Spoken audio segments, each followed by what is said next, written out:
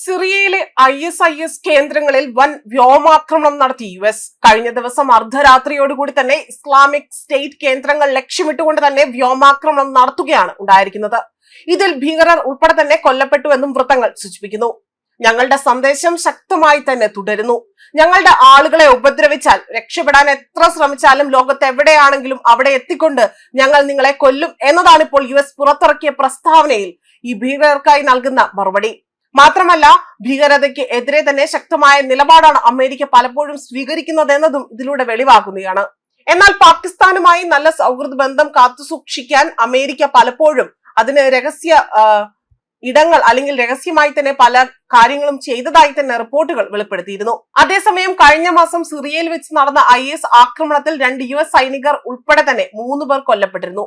ഇതിന്റെ പ്രതികാരമായാണ് US തിരിച്ച് ആക്രമണം നടത്തിയിരിക്കുന്നത്. അതേപോലെ തന്നെ മറ്റ് ആക്രമണങ്ങളിലൂടെ തന്നെ കൊല്ലപ്പെട്ടവരുടെ കണക്കുകളും ഇതിൽ സൂചിപ്പിക്കുന്നു.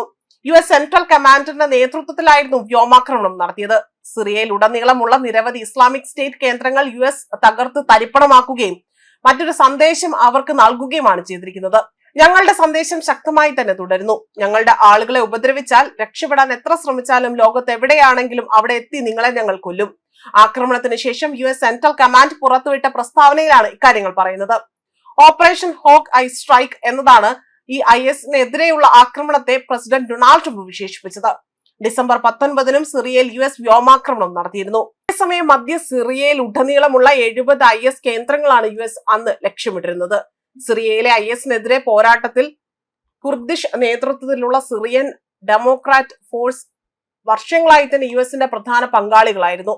എന്നാൽ 2024 ഡിസംബറിൽ മുൻ പ്രസിഡന്റായ ബാഷർ അൽ ആസാദിനെ പുറത്താക്കിയതിനു ശേഷം സിറിയയിൽ ഔദ്യോഗിക സർക്കാരുമായി തന്നെ ചേർന്നുകൊണ്ട് US ആക്രമണങ്ങൾ ഏകോപിപ്പിക്കുകയും നിലവിൽ വലിയ രീതിയിൽ അവിടെ ഖുർഷിദ് സേനയും സിറിയൻ ഔദ്യോഗിക സേനയും തമ്മിൽ അവിടെ ഏറ്റുമുട്ടൽ തുടരുന്നതിനിടയിലാണ് ഇത്തരത്തിൽ ISനെതിരായ US ആക്രമണം ഇപ്പോൾ റിപ്പോർട്ട് ചെയ്യപ്പെട്ടിരിക്കുന്നത്. ന്യൂസ് ഡെസ്ക് കർമ്മ ന്യൂസ്.